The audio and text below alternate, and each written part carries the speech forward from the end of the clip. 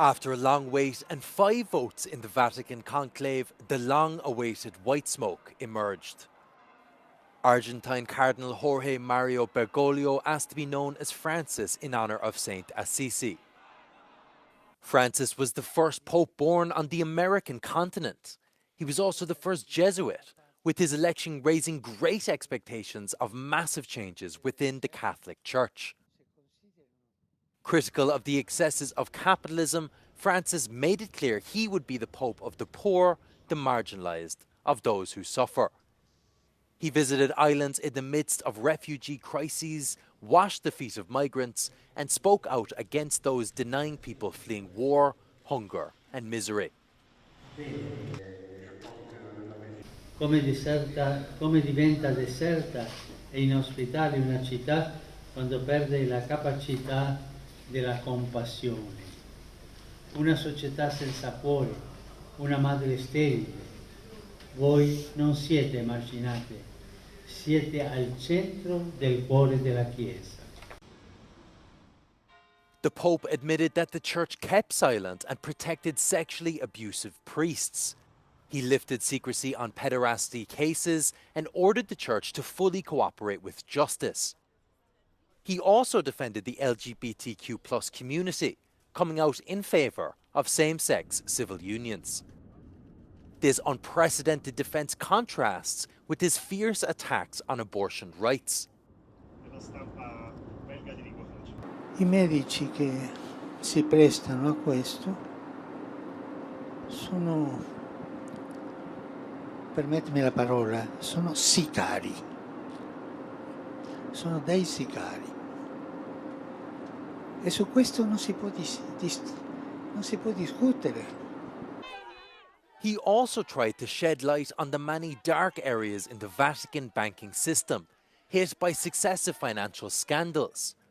Following several lawsuits against the Vatican, clerics and staff for alleged fraud, the pontiff created an ethics commission to oversee investments.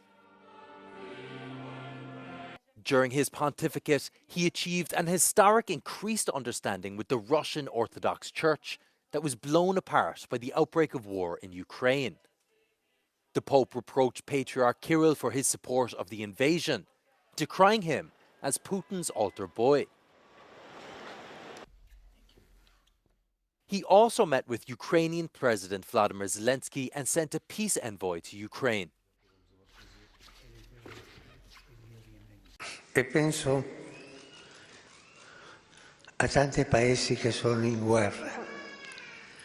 Sorelle, fratelli, preghiamo per la pace.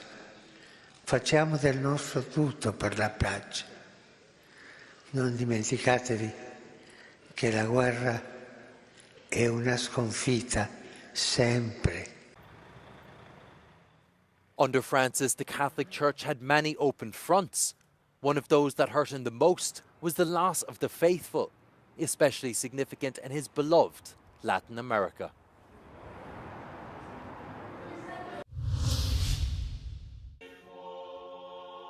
Soldiers celebrated a 4th consecutive Easter holiday on the front lines in Ukraine.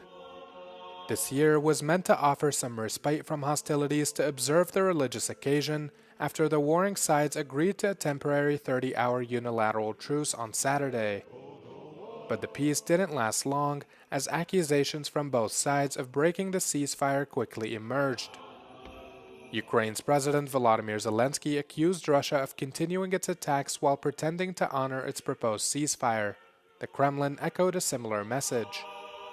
But despite this, celebrations for civilians and soldiers managing the hardships of war were organized across several Ukrainian cities.